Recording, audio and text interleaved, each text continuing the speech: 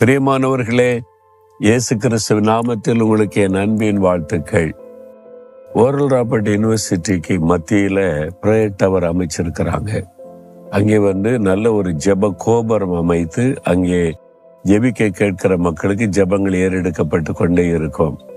அந்த பிரேயர் டவரை சுற்றில அழகான கார்டன் அமைச்சிருக்கிறாங்க. அந்த கார்டனின் ஒரு பகுதி தான் இது. இங்க பார்த்தீங்களா, அழகா இங்க உள்ள யூனிவர்சிட்டி ஸ்டூடெண்ட்ஸ் கிட்ட இயேசு பேசுற மாதிரி ஒரு அருமையான ஒரு அமைப்பை இங்க சிலையாக செஞ்சு வச்சிருக்கிறாங்க. பார்க்கறதுக்கே ரொம்ப உணர்வு பூர்வமா இருக்குது. அப்படியே ஆண்டவர் வாலிபர்களோடு கூட பேசி ஆலோசனை கொடுக்கிற மாதிரி.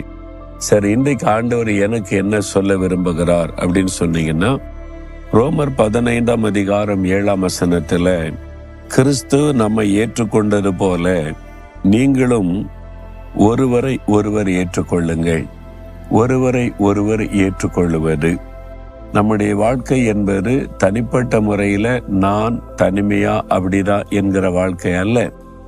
ஒரு சமுதாயத்தோடு ஒன்றித்த ஒரு வாழ்வு. குடும்பம் வரும்போது கணவன் மனைவி ஒருவரை ஒருவர் ஏற்றுக்கொள்ளணும்.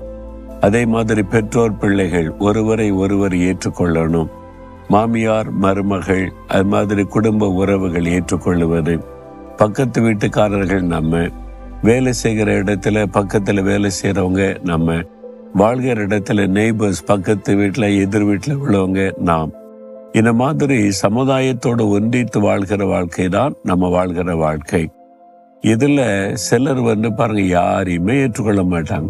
ஒருத்தரும் சரி கிடையாது, நான் தான் அப்படின்னு தனியா வாழ்வாங்க. பாருங்க, இவங்க மனைவியே ஏற்றுக்கொள்ள மாட்டாங்க, புருஷனே நேசிக்க மாட்டாங்க, மாமியாரையும் ஏற்றுக்கொள்ள மாட்டாங்க, மருமகளையும் ஏற்றுக்கொள்ள மாட்டாங்க, கூட வேலை பார்க்குற எல்லாத்துக்கிட்டே குறை கண்டுபிடிச்சுக்கிட்டே இருப்பாங்க. பாருங்க, யாரையுமே ஒரு ஏற்றுக்கொள்ளுகிற மனப்பான்மை இருக்காது. அது நல்லதல்ல, அது கிறிஸ்துவ சுபாவமும் அல்ல. வசனம் என்ன சொல்லுதுன்னா, கிறிஸ்து நம்ம ஏற்றுக்கொண்டதை போல. மனிதர்கள் குறைவுள்ளவங்க தான், குறைகளை மட்டுமே பார்க்க கூடாது. எல்லாத்திடையுமே மைனஸ் இருக்கும், பிளஸும் இருக்கும். பிளஸ பாருங்க, இயேசு கிறிஸ்து நம்ம ஏற்றுக்கொள்ளும் போது எவ்வளவு குறை இருக்குது. நம்ம எல்லாம் 100% பெர்ஃபெக்டா இருக்கிறோம்னு நினைக்கிறீங்களா? குறைவுள்ளவர்களா இருக்கிற நம்மை அவர் மனப்பூர்வமா ஏற்றுக்கொண்டு மகனாக மகளாக நேசிக்கிறார். நம்முடைய குறைகளை இயேசு சொல்லிக்கிட்டே இருந்தார்னு வைங்க, நம்ம அவரோடு ஐக்கியப்பட முடியாது, வாழ முடியாது. ஆண்டவர் நம்மகிட்ட இருக்கிற குறைவுகளை பார்க்காதபடி நிறைவை பார்த்து குறைவாயிருக்கிற நம்மையும் அவர் ஏற்றுக்கொண்டு நம்மோடு கூட ஐக்கியப்படுகிறார். அதே மாதிரி நாம் மற்றவர்களை இயேசுவை போல ஏற்றுக்கொள்ளணும். அவங்கள்ட்ட சில நிறைவும் இருக்கும், குறைவும் இருக்கும்.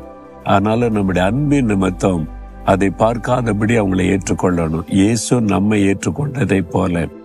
நீங்க உங்களுடைய மனைவி பற்றி குறை சொல்லிக்கிட்டே இருக்கிறது, கணவனை பற்றி குறை சொல்லிக்கிட்டே இருக்கிறது, மாமியார் சரியில்லை, இந்த மருமகள் சரியில்லைன்னு எப்ப பார்த்தாலும் குறைகளை பேசி கொண்டிருப்பது, யாரை பார்த்தாலும் இவன் சரியில்லை அவன் சரியில்லைன்னு, இது நல்ல சுபாவம் அல்ல. அதை விட்டு வெளியே வரணும். இயேசு கிறிஸ்துவின் சுபாவம் நமக்கு வேணும். ஆண்டவர் இயேசு கிறிஸ்து எல்லாரையும் ஏற்றுக்கொள்ளுகிறவர். யார் வந்தாலும் அவளை அணைத்துக் கொள்ளுகிற தேவன். நம்மகிட்ட எத்தனை குறைவு இருந்தாலும் நம்முடைய குறைகளையே சொல்லி கொண்டிருக்காதபடி நம்மகிட்ட இருக்கிற நிறைவை சொல்லி நம்மை உற்சாகப்படுத்துகிற ஒரு ஆண்டவர். அப்படி அவர் உற்சாகப்படுத்த நம்மகிட்ட குறைவுகள் கொஞ்சம் கொஞ்சமாய் நீங்கி ஒரு நிறைவுக்குள்ளே நம்ம வந்து விடுகிறோம். இதுதான் நம்முடைய மனதில் இருக்கணும். அதனால இயேசுவை போல மற்றவர்களை ஏற்றுக்கொள்ளுகிற சுபாவம், இயேசுவே எனக்கு தாரும் என்று சொல்லி நம்ம கேட்கணும். உம்மை போல சுபாவம் எனக்கு தாங்க ஆண்டவரே.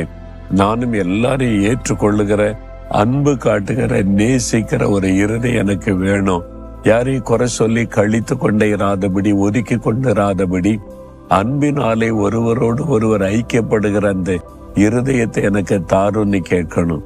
அப்போ நம்முடைய வாழ்க்கை சந்தோஷமா இருக்கும், மன மகிழ்ச்சியா இருக்கும். யோசித்து பாருங்க, நான் எப்பவுமே என்ன யோசித்து பார்ப்பேன், என்கிட்ட எவ்வளவு குறை இருக்குது அது உங்களுக்கு தெரியாது. என்கிட்ட நெருங்கிய பழகுனா சில குறைகளை நீங்கள் பார்க்க கூடும். நானும் உங்களை போல சாதாரண பாடுள்ள மனிதன். நான் வானத்திலிருந்து இறங்கி வந்த தேவதூதன் கிடையாது. என்கிட்ட உள்ள குறை எனக்கு தெரியும், இயேசுவுக்கு தெரியும். நான் அவ்வளவு குறைவுள்ளவனாய் இருந்தாலும் ஆண்டவர் என்னை ஏற்றுக்கொண்டு என்னை சரிப்படுத்தி பரிசுத்தப்படுத்தி என்னை அழகாய் நடத்துகிறார். இதைத்தான் இயேசு கற்றுக் கொடுத்தார். நீயும் மற்றவர்களை பார்க்கும்போது குறைவுகளை பார்க்காதபடி அவருடைய நிறைவை பார்த்து அவளை ஏற்றுக்கொள் என்பதாக.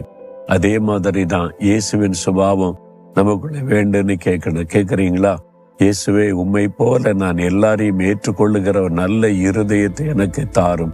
மற்றவருடைய குறைகளையே பார்த்து பேசிக் கொண்டிருக்காதபடி நிறைவுகளை பார்த்து மகிழ்ச்சியோடு மற்றவங்களோட ஐக்கியப்படுகிற அன்பை இருதயத்தை எனக்கு தாரும். இயேசுவின் நாமத்தில் ஜெபிக்கிறேன். ஆமேன், ஆமேன்.